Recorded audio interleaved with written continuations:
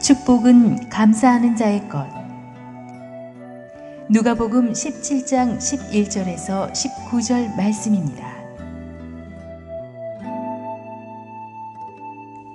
예수께서 예루살렘으로 가실 때 사마리아와 갈릴리 사이로 지나가시다가 한 마을에 들어가시니 나병 환자 10명이 예수를 만나 멀리 서서 소리를 높여 이르되 예수 선생님이여 우리를 불쌍히 여기소서 하거늘 보시고 이르시되 가서 제사장들에게 너희 몸을 보이라 하셨더니 그들이 가다가 깨끗함을 받은지라. 그 중에 한 사람이 자기가 나은 것을 보고 큰 소리로 하나님께 영광을 돌리며 돌아와 예수의 발 아래에 엎드려 감사하니 그는 사마리아 사람이라. 예수께서 대답하여 이르시되 10사람이 다 깨끗함을 받지 아니하였느냐? 그 9은 어디 있느냐? 이 이방인 외에는 하나님께 영광을 돌리러 돌아온 자가 없느냐 하시고 그에게 이르시되 일어나 가라. 내 믿음이 너를 구원하였느니라 하시더라. 함께 한번 기도하시고 하나님 말씀 듣겠습니다. 아버지 은혜를 감사합니다. 하나님께서 이 아침에 우리에게 너무나 좋은 교회를 주시고 새로운 말씀을 주실 것을 기대합니다. 하나님 음성을 들려 주옵소서. 예수님의 이름으로 기도합니다. 아멘. 오늘 이 본문을 보니까 예수님께서 예루살렘으로 가실세라는 말이 나옵니다. 예루살렘에 십자가에 죽으시러 가시는 것입니다. 그래서 인류를 구원하기 위한 큰 사명을 위해서 예루살렘에 가시는 것인데 그 가는 도중에도 주님은 끊임없이 많은 병자들을 고쳐주시고 많은 기적을 일으켜 주셨습니다. 예수님께서 사마리아와 갈릴리 경계선상을 스치고 있었기 때문에 사마리아인이 섞인 뭉둥병자들을 만나게 되신 것입니다. 주님이 스치는 장소가 이게 보통 장소들이 아닙니다. 축복의 트레일이, 축복에 스치는 바로 그런 곳인 것입니다. 예수님을 항상 따라가 보십시오. 곳곳에서 여러분은 하나님의 축복을 경험하게 될 것입니다. 예수님이 10명의 나병 환자를 만났습니다. 이 나병 환자들은 몇 주 전에 우리가 나병 환자 치유하는 그 메시지 다룰 때도 우리가 짚었지만 지금은 뭐 치유가 다 됐지만 이 한센병이라고 하는 이 나병이 보통 무서운 병이 아니거든요. 뼈와 신경이 다 마비가 되고 그래서 냄새가 나고 고통스러워서 보통 사람이랑은 격리가 돼서 살아야 되는 사람들이 그 당시 짐승 취급하던 그런 대접을 받으며 결혼도 못하고 직장도 못 찾고 이렇게 슬프게 살았어야만 했습니다. 근데 그런 사람들이니까 예수님을 봤을 때 다른 사람들처럼 스치고 지나가는 게 아니라 거의 비명을 지르다시피 하나님 주님께 매달린 것입니다. 예수 선생님이여 우리를 불쌍히 여기소서. Have mercy on us. 절박한 자의 부르짖음은 간절합니다. 절박한 자가 기도할 때는요 체면 차리지 않습니다. 화려한 수식어를 쓰지 않습니다. 눈물 콧물 다 부르짖으면서 거친 야성의 부르짖음 같은 통곡을 주님 앞에 쏟아놓습니다. 시편 기자는 보면 그래서 주님께 부르짖는다는 기도를 많이 씁니다. 특히 광야 생활에 겪었던 다윗은 하나님께 부르짖는다는 것이 무엇인지를 잘 알고 있었던 사람입니다. 시편 34편 6절을 보십시오. 시작. 이 곤고한 자가 부르짖음에 여호와께서 들으시고 그의 모든 환난에서 구원하셨도다. 오늘 주님 앞에 부르짖는 여러분에게 하나님이 모든 공고한 환난에서 구원해 주시기를 축원합니다. 그들은 예수 선생님이라고 했습니다. 근데 여기서 말하는 선생님은 단순히 그 지식을 전달해 주는 선생님이 아니라 내 인생의 주관자, 내 인생의 총사령관이라는 뜻입니다. 사람이 예수님을 어떻게 보는가가 그 사람의 믿음입니다. How you see Jesus, that's your faith. 여러분이 예수님을 단순한 도덕적인 스승 취급하면 예배드리고 나와도 도덕 윤리 시간 하나 청강하고 나온 것 같을 것이고 여러분의 인생을 책임지고 바꾸실 전지전능한 하나님 주관자로 선포하면 주님께서는 여러분의 삶에 그렇게 역사하실 것입니다. 오늘 주님께서 여러분의 믿음대로 여러분의 삶을 고치시고 책임지실 줄로 믿습니다. 그래서 여러분이 예배에 나오실 때는요 주님 앞에 나올 때는 반드시 주님이 살아계신 것과 여러분의 인생을 축복으로 변화시킬 것이라는 믿음을 가지고 나오시길 바랍니다. 히브리서 11장 6절 말씀 시작. 믿음이 없이는 하나님을 기쁘시게 하지 못하나니 하나님께 나아가는 자는 반드시 그가 계신 것과 또한 그가 자기를 찾는 자들에게 상 주시는 이심을 믿어야 할지니라. 여러분은 하나님이 반드시 계신 것을 믿으시길 바랍니다. 그가 오늘 예배드리는 여러분에게 반드시 믿음의 보상을 주실 줄로 믿으시길 바랍니다. 믿음대로 여러분의 삶이 조각될 것입니다. 이 납병 환자들이 주님께 부르짖기는 했지만 가까이 오지는 못했어요. 그 당시 율법 때문이죠. 이렇게 주님을 사랑하지만 어떤 사정이 있어서 주님께 가까이 오지 못하는 애절함이 있는 분들이 있습니다. 아마 중국과 북한의 지하교회 교인들이 그럴 것입니다. 소리쳐 찬양하고 예배드리고 싶은데 그렇게 하지 못합니다. 그래서 입으로만 읊조리며 찬양하고 예배드리지만 그들의 하나님을 향한 열정은 너무나 뜨거운 것입니다. 오늘 주님의 축복이 우리 추수감사절을 맞이해서 특별히 그런 분들에게 임하기를 바랍니다.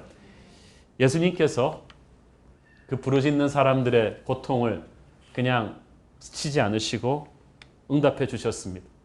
제사장에게 가서 너희 몸을 보여라. 왜 의사가 아닌 제사장에게 가라고 합니까? 이것은 그들이 납병 환자가 다 나았을 때는 이 제사장들이 이 공인을 해줍니다. 공증을 해주죠.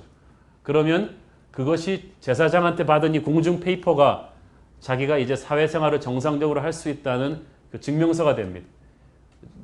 그래서 너 납병 환자였잖아. 그러면 그걸 내밀면 나 이제 더 이상 아니야. 정상인이야. 그러면 취직도 하고 결혼도 하고 정상 동사무소 등록이 되는 거예요. 그런데 문제는 다 나을 때 가서 확인하는 그 제사장들한테 아직 납병이 그대로 있는데 가서 네 몸을 보이라는 것. 그 무슨 말이에요? 이미 나은 것처럼 주님이 선포해버린 것입니다. 그 말을 하신 주님도 그렇지만은 그 말을 듣고 그냥 아직 안 나았는 제사장들에게 간 이 납병 환자들도 그렇습니다. 믿음은 그런 사람들이 축복받는 것 같아요. 근데 14절 보니까 그들이 가다가 깨끗함을 받은지라. As they went, they were cleansed. 예수님이 당장 그들을 치유해 주시지 않고 일단 믿음의 순종을 하게 했다는 것이 중요합니다. 자, 잘 보세요. 이 사람들이 만약에 아니 낫지도 않은 몸 갖고 가서 보였다고 창피당하면 어떡합니까? 라고 따졌다면 이 기적을 체험하지 못했을 거예요. 눈에는 아무 증거 보이지 않지만 믿고 갔기 때문에 기적이 일어난 것입니다. 자꾸 토다는 여러분 이 토달지 말기를 바랍니다. 그냥 가세요. 가는 도중에 기적이 임합니다. 그러니까 아직 미래는 다가오지 않았는데 주님에게 있어서 미래는 이미 과거 완료형이에요. 이미 너의 몸은 나았으니까 가서 보여주라는 것입니다. 사랑하는 여러분, 하나님께서는 오늘 여러분의 삶에 기적을 주십니다.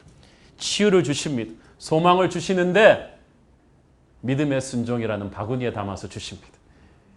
너무 따지거나 앞서서 걱정하지 마십시오. 아직 아무것도 된 것이 없지 않냐? 현실에 딱 뚫리는 게 없다. 그런 말 하지 마십시오.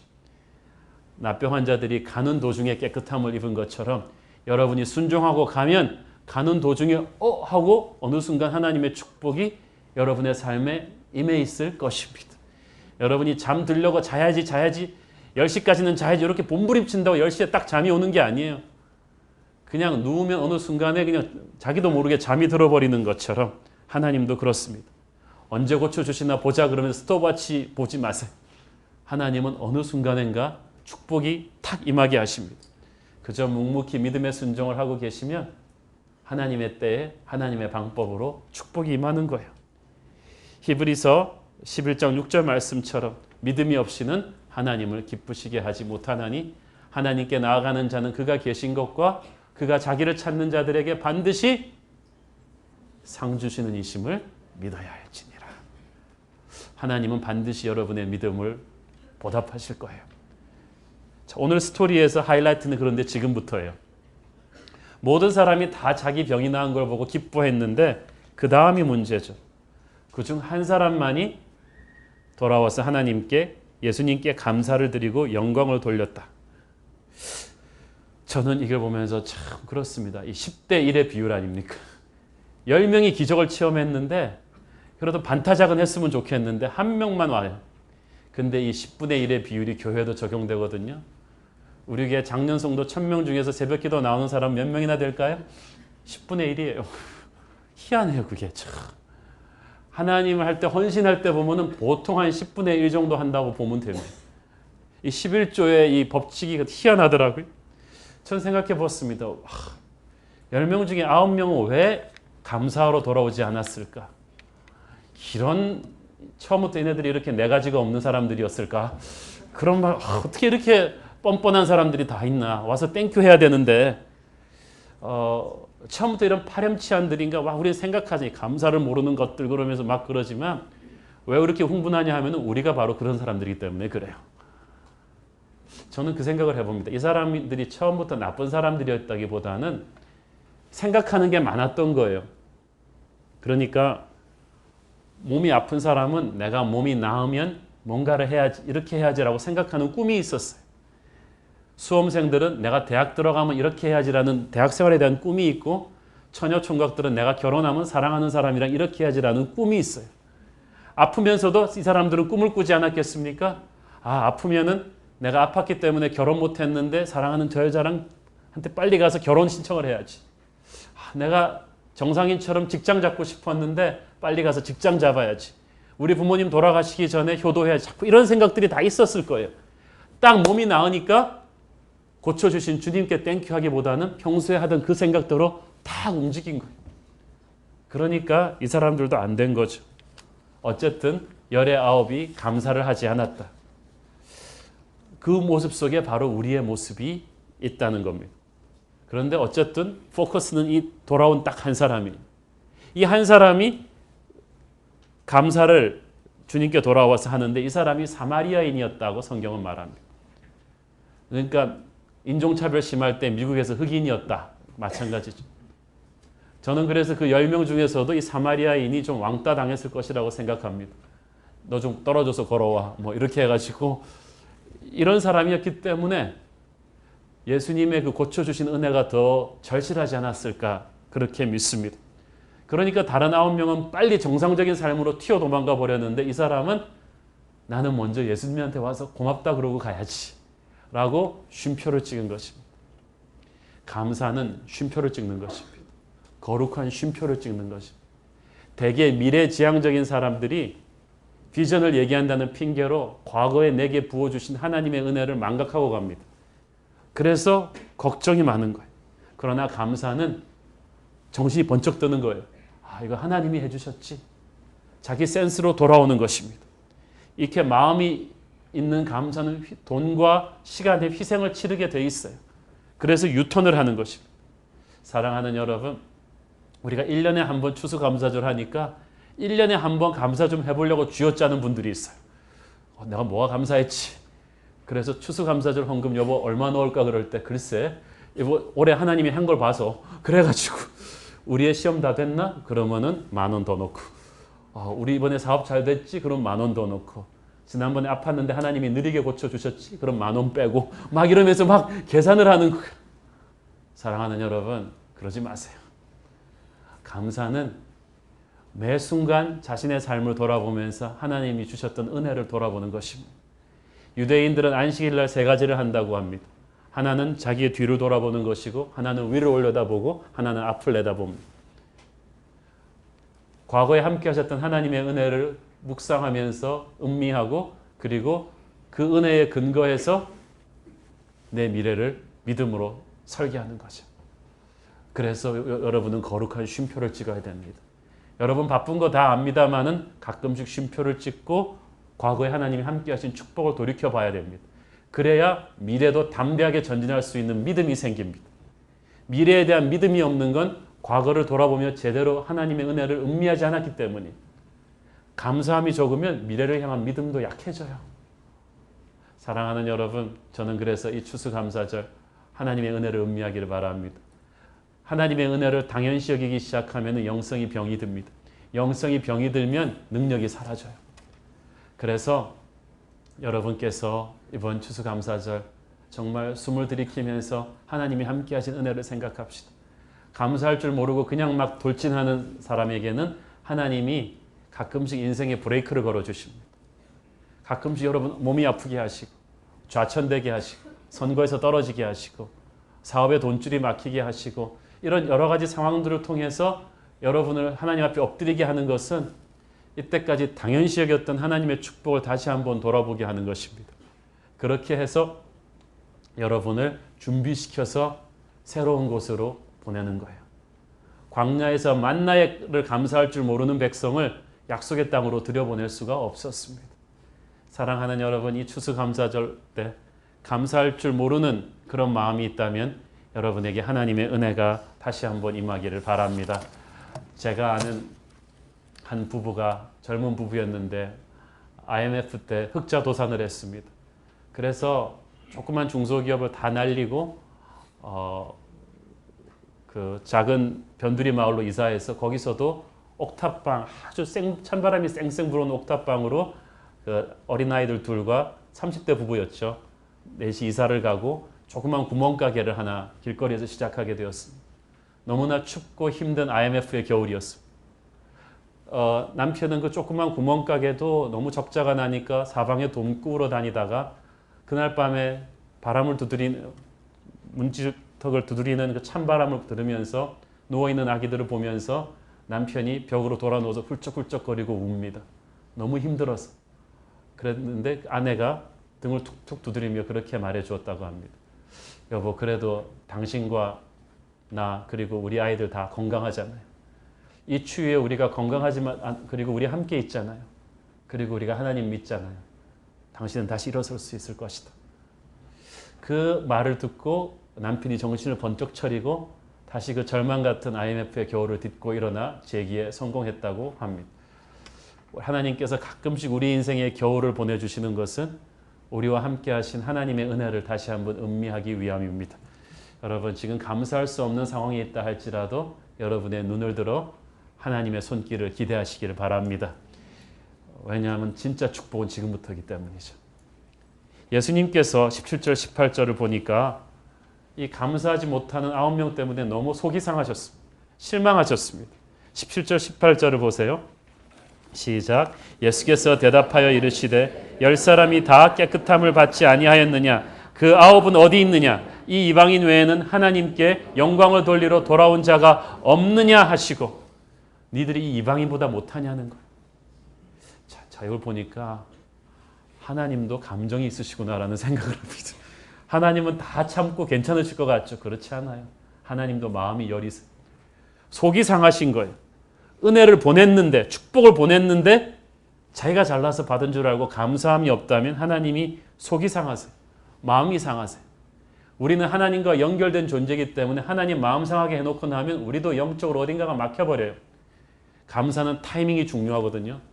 집에 간 9명 중에 하나는 그래도 가서 땡큐 이메일이라도 보내지 않았을까요? 소용없어요. 감사는 냉면과도 같아. 퍼지기 전에 해야 돼요. 타이밍이 중요하거든요. 하나님이 이루신 일을 여러분이 잘나서 쟁취한 것처럼 그렇게 넘어가지 마십시오. 그건 하나님의 마음을 상하게 하는 일입니다. 가장 배척받았던 이방인 사마리아인이 와서 감사했는데 무릎을 꿇고 엎드려 경배하며 감사합니다. 감사는 겸손이에요. 목을 꼿꼿이 세우고 하는 거 아니에요. 하나님의 은혜가 아니었으면 나는 절망이었다는 것을 인식하면서 주님 앞에 경배하는 것입니다. 이때 이런 예배를 하나님이 영광 받으시는 것입니다. 시편 50편 23절 시작. 감사로 제사를 드리는 자가 나를 영화롭게 하나니 그의 행위를 옳게 하는 자에게 내가 하나님의 구원을 보이리라. 감사로 제사, 예배를 드리는 자가 나를 영화롭게 한다. 우리가 예배로 하나님을 기쁘게 할 수 있지만 한 단계 넘어서 하나님을 영화롭게 할 때 하나님께서는 너무나 큰 기쁨을 느끼시는 것입니다. 그리고 그때 예수님은 이 감사할 줄 아는 사마리아인에게 보너스 축복을 주셨습니다. 19절 보세요. 19절 보면 일어나 가라. 네 믿음이 너를 구원하였느니라. 다시 한번 같이 읽어보세요. 시작. 일어나 가라. 네 믿음이 너를 구원하였느니라. 이제는 육체가 나은 사람들은 그 건강해진 몸으로 한 20-30년 살다가 죽겠습니다. 그러나 이제 영혼까지 구원받게 되면 이 사마리아인과 그의 가족들은 영원한 천국의 백성으로 변하는 거예요. 진짜 축복은 그때부터 시작된 거예요. 사랑하는 여러분, 그러니까 예수님은 단순히 이 9명이 감사하러 오지 않아서 속이 상한 게 아니라 진짜 예비된 축복을 얘네들이 못 받아서 속이 상한 거예요. 이게 음식점으로 말할 것 같으면 고급 식당에 가서 애퍼타이저 먹느라고 배를 다 채워가지고 정작 진짜 메인 디쉬가 나왔는데 들어갈 공간이 없어. 그런 사람과 똑같다는 거예요. 하늘나라 진짜 메인 디쉬 축복이 기다리고 있는데, 영혼의 축복이 기다리고 있는데 앞에 그냥 부수적인 애퍼타이저 먹고 도망가느라고 바빠서 감사할 줄 모르는 사람은 축복이 거기서부터 끝나버린 거예요. 그래서 예수님이 슬프셨던 거예요. 네 믿음이 너를 구원하였다. 이 말을 잘 보세요. 감사와 믿음은 아주 친밀한 함수 관계에 있습니다. 믿음이 있기 때문에 감사하는 거예요. 자, 여러분, 고맙다는 것과 감사하다는 건 달라요. 고맙다는 것은 눈에 보이는 뭔가 있기 때문에 고마운 거예요. 나한테 누가 햄버거를 줬으니까 땡큐 하는 거지. 나한테 직장을 찾아줬으니까 땡큐 하는 거예요. 나한테 뭔가 해줬으니까, 눈에 보이는 게 있으니까 땡큐 하는 것이고, 그건 세상 사람도 해요. 근데 감사는 지금은 아무것도 보이지 않지만, 아직도 불경기인데, 아직도 몸이 아픈데, 아직도 내 손에 들린 것은 물고기 2마리와 떡 5개 뿐인데 감사하는 거예요. 그것은 아직 이루어지지 않은 미래를 믿음으로 축복이라고 선포하는 거죠. 저는 여러분이 고맙다는 것에서 감사의 수준으로 점프할 수 있게 되기를 축원합니다. 예수님의 감사는 항상 이것이었습니다. 여러분 상상을 해보세요.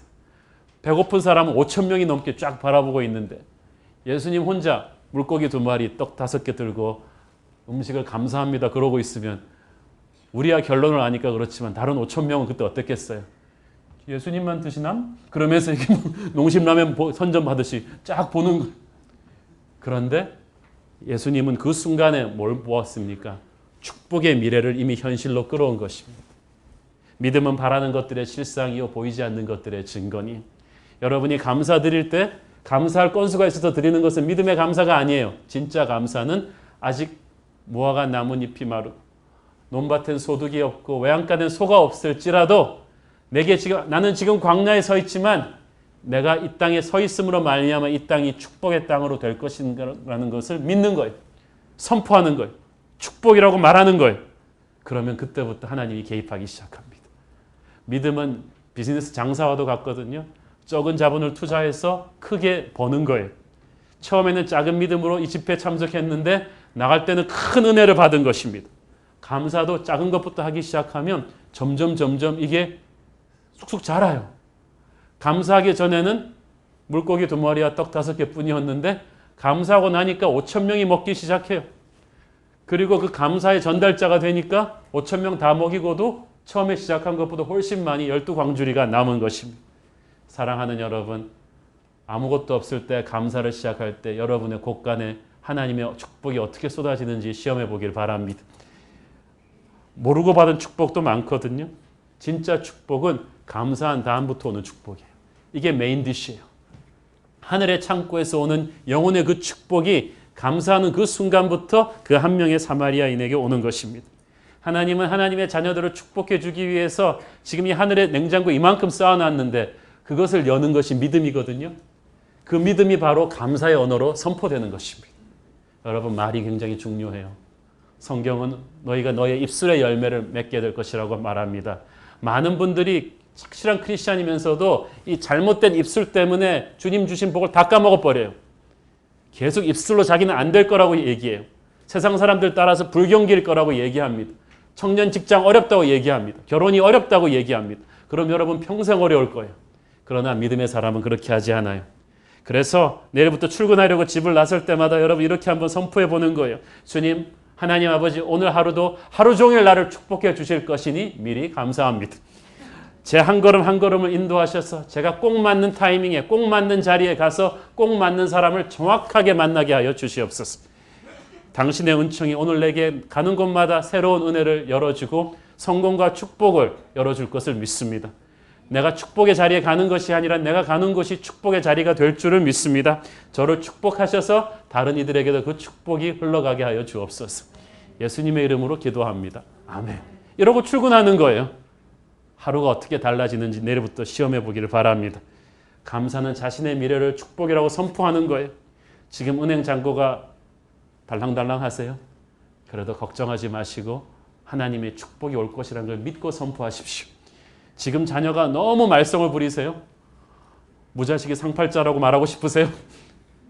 이 자녀를 통해 하나님이 큰 영광 받으실 것을 믿고 선포해야 됩니다. 여러분이 어떤 큰 사업에 딜을 했는데 여러분이 안 됐나요? 걱정하지 마세요. 그것이 안 될 것이기 때문에 안 됐다고, 안 되는 것이 축복임을 여러분이 믿고 선포하기를 바랍니다. 제가 아는 분도 큰 사업 하시는데 다른 대기업이랑 경쟁하다가 안 됐어요. 너무나 큰 공사건이었어요. 그런데 이분이 감사한 거예요. 몇 년 지나고 보니까 자기 대신 그 공사를 딴 사람은 그게 땅 계약이나 이런 게 너무 복잡하게 얽혀갖고 얼마나 많은 소송과 데모와 정부의 압력 때문에 승자의 저주 있죠. 인수한 사람이 죽을 고생을 하고 있는 거예요. 아직까지 아무것도 짓지를 못하고. 하나님이 여러분의 인생에 안 되게 하는 것을 인하여 감사하십시오. 거기에도 다 하나님의 뜻이 있어요. 내 몸이 아직 아픈데요. 그럼에도 불구하고 감사하기를 바랍니다. 아프게 한 것은 하나님의 뜻이 있습니다. 건강할 때 느끼지 못했던 것들을 하나님이 가르쳐 주실 줄로 믿습니다. 지금 여러분 앞에 어떤 어려움이 있어도 결코 불신의 언어를, 염려의 언어를 입에 달지 말기를 바랍니다. 그냥 대신 선포하는 거예요. 나는 축복받은 사람이다. 내 앞에 있는 어떤 어려움과 아픔도 하나님이 나를 축복하시는 것을 막지 못할 것이다. 나를 해하려고 하는 세력들을 하나님은 나를 축복하는 세력으로 바꾸실 것이며 하나님 아버지 이 고난이 변장된 축복임을 믿고 선포합니다. 감사합니다. 여러분이 이렇게 믿음으로 감사의 언어로 선포하면 어떻게 될까요? 감사로 제사를 드리는 자가 하나님을 영화롭게 하나니.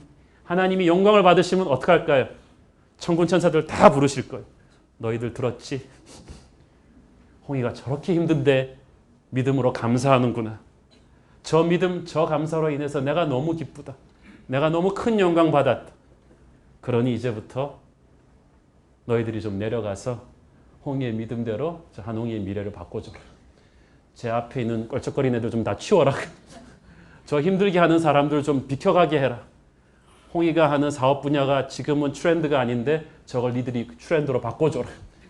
정권이 좀 얘를 좀 껄쩍거리게 하니까 정권도 좀 바꿔주고 미국의 마음도 좀 돌려주고 러시아의 마음도 돌려주고 이 하나님이 하나님의 백성을 중심으로 역사를 움직이실 줄을 믿습니다. 그러니까 불경기라서 이 사업은 안 된다, 이건 안 된다 그러지 마세요. 우리 교회는 남자가 없어, 나 어디 가서 결혼하지 이런 생각도 하지 마세요. 하늘에서 떨어뜨려서라도 하나님의 사람에게는 좋은 사람이 떨어집니다. 롯이 뭐 그렇게 재혼하기에 좋은 스펙이 아니었잖아요. 이방인 출신의 과부가 우리나라 결혼정보회사에 넣었으면 제일 하위 순위예요. 근데 누가 알았어요? 가장 엘리지블 배철러, 최고의 조건을 갖춘 하나님의 사람, 믿음 좋지, 돈 있어, 성격 좋아, 그런 사람을 하나님이 그냥 죽게 해준 거예요. 감사로 제사를 드리는 자를 하나님이 그렇게 축복을 그냥 죽게 해주실 거예요. 여러분 걱정하지 마세요. 이런 축복이 감사하는 사람들에게 임하는 거예요. 우리는 눈에 보이는 세상에 살지만 감사로, 믿음으로 감사를 선포하는 그 순간 눈에 보이지 않는 세계에서 하나님이 움직입니다. 천군 천사가 움직이기 시작합니다. 여러분 회사원들 1000명이 움직이는 것보다 천사 1명 움직이는 게 더 빠를걸요. 하나님이 움직이면요 정권이 바뀌고 트렌드가 바뀌고 법이 바뀌어요. 사람이 바뀌어요. 나는 여러분의 인생이 이 순간부터 감사로 인해서 새로운 돌파구가 생기게 되기를 바랍니다. 미국이라는 나라의 국가의 운명을, 제가 미국 역사 전공했는데요. 보니까 제가 미국 역사를 쫙 보면서 이해가 안 되는 부분들이 많았어요. 이 나라는 완전히 날로 먹은 순간들이 많아요. 그러니까 300년 전만 해도 미국은 존재도 없던 나라거든요. 중국, 일본, 영국, 프랑스, 독일 이런 나라들이 세계사를 지배했지 미국같이 빨리 세계적인 강대국이 된 나라가 없습니다. 그런데 이 미국 역사를 쭉 보면 있잖아요. 19세기 초까지만 해도 동부의 13개 주뿐이었다가 갑자기 나폴레옹이 빚을 져가지고 어쩔 수 없이 미국 중서부의 그 큰 땅을 루이지아나 펄치스라는 헐값의 계약을 통해서 미국 정부에 거의 공짜로 팔아버리고, 그 다음에 19세기 말에 알라스카 그 큰 땅을 거의 한 에이커당 한 몇백 원씩 줘가지고 러시아 정부가 헐값으로 팔게 하고, 나중에 알고 보니까 거기서 석유랑 천연자원이 그렇게 많은 거지 어떻게 알았어? 러시아 역사상 최악의 실수였다고 하죠. 그렇게 공으로 줍는 것들이 미국 역사에 너무나 많은 거예요. 가만 보니까요. 이 나라의 운명에 처음에 감사로 제사를 드리는 정신이 있었어요. 300년 전에 처음 이민 온 청교도 100명이 그 첫 해 추위가 너무 심해서 반이 얼어 죽었어요. 50명 남아가지고 인디안들한테 배워서 옥수수 농사를 졌어요. 얼어 터진 손으로 첫 해 추수를 좀 했습니다. 그걸 가지고 눈물이 글썽하도록 감사해서 하나님께 3일 동안 예배를 드린 거예요. 그게 추수감사절이에요. 시작이에요. 그게 땡스기빙이에요. 추수감사절이 이스라엘이 원조가 아니라 그 청교도 조상 50명이 시작한 거예요. 그래서 미국의 문화 속에는 하나님께 감사하고 서로에게 감사하는 땡큐 문화가 몸에 배 있어요. 하나님이 200년 만에 미국을 세계 최강대국으로 만들어 주셨잖아요. 그런데 오늘날 미국이 경제적으로 휘청휘청하고 있어요. 몇십 년 전부터 미국이 영적으로 타락했거든요. 미국 공립학교에서 성경 안 읽거든요. 기도 안 하거든요. 동성애와 마약과 폭력과 황금 만능주의에 취해서 미국 교회가 쇠퇴했거든요. 부흥의 기운이 꺼졌거든요. 미국이라는 나라가 지금 구군이 막 흔들거리고 있는. 왜 이렇게 되었습니까? 하나님의 축복을 방자하게 내팽개쳤기 때문이죠. 오늘 나라의 운명도 그렇습니다. 우리나라만 해도 어떻습니까? 지난 100년 동안에 세계 150등 하던 경제를 하나님께서 세계 11등 하는 경제로 올려주셨고 단 100년 동안에 예수 믿고 추수감사를 지켰는데 그 믿음의 조상들의 기도로 이 나라를 얼마나 축복해 주셨습니까? 우리가 감사의 제사를 드릴 때 가문의 운명이 바뀌고 나라의 운명이 바뀔 줄을 믿습니다. 작년에 지난주에 저희들이 참 감동적인 편지를 하나 받았습니다. 작년에 우리가 개척하고 2달 만에 추수감사절 헌금해서 우리 교단에서 10군데 아주 가난한 교회를 택해서 먼저 그 100만 원씩 미자립 교회를 위한 그 목사님들이 공부할 수 있도록 도서비와 그런 거 후원한 적이 있습니다. 그랬는데 받은 교회들이 그때 참 감격해서 감사 편지도 왔는데 올해 교단에서 편지가 왔는데 그 중에서 한 목사님이 받았던 한 목사님이 그 올해 100만 원을 교단에 자기도 다른 가난한 미자립 교회를 돕는 데 써달라고 헌금을 하셨어요. 그래서 그 편지 부분을 제가 좀 읽어드리면 받은 도서비를 잘 받아 사용해서 축복을 받았습니다. 그런데 하나님으로부터 오는 은혜와 축복은 강물처럼 계속 흘러야 한다고 생각합니다. 그래서 저도 금 100만 원을 개척교회 어려운 전도사님이나 본인 교회도 아직 개척교회 같은데 전도사님이나 목사님에게 조금이나마 도움이 될 수 있기를 바라며 한옥 목사님처럼 조건 없이 기부하려 합니다. 이 글을 쓰면서도 기부란 명목이 부끄러운 것은 빌려 쓴 것을 그대로 돌려주는 것밖에 되지 않아 부끄럽습니다. 우리 어려운 환경의 믿음의 용사들과 모두와 함께하고 싶습니다. 등불교회 이맹섭 목사님이라는 분이 이렇게 보내셨어요. 아직 본인 교회도 아직도 힘이 들 텐데 이걸 보면서 감사의 마음이라는 것은 내가 풍족해져서 하는 게 아닙니다. 저는 이 목사님 교회가 반드시 부흥할 것을 믿습니다. 이미 나의 미래는 축복인 것을 믿고 남한테 베풀어 주면서 사는 거예요. 남한테 나누어 주면서 사는 것입니다. 그러면 여러분의 인생 하나님께서 놀랍게 바꾸어 주실 것입니다. 저는 이 말씀을 붙잡고 올해 이번 주일에 묵상하면서 제 자신이 굉장히 많이 부끄러웠습니다. 제가 굉장히 미래지향적인 사람인데 이런 형의 장점이자 단점은 너무 미래만 보느라고 과거에 베풀어 주신 하나님의 은혜를 못 보고 온 거예요. 근데 내년도 목회 계획을 짜면서 슬쩍 되돌아보니까 지난 1년이 기적이었더라고요. 아직까지 이런 기적 같은 부흥을 해온 교회는 없습니다. 단순히 숫자만이 아니라 저희 교회는 모든 면에서 주일학교, 중고등부, 청년부, 대학부, 장년 모든 면에서 또 새벽기도, 성가대, 그리고 LCS 훈련, 여성사역 모든 면에서 순모임 할 것 없이 질적으로 양적으로 골고루 뜨겁고 파워풀한 성장을 해왔습니다. 하나님이 그림같이 모든 부분을 축복해 주셨는데 제가 가만 돌이켜 생각해 보니까 제가 이 감사하는 마음이 많이 사그라든 것을 느끼게 되었습니다. 오늘 이 시간에 이 말씀을 붙잡고 저 여러분 한번 눈을 감아 보시지 않겠습니까?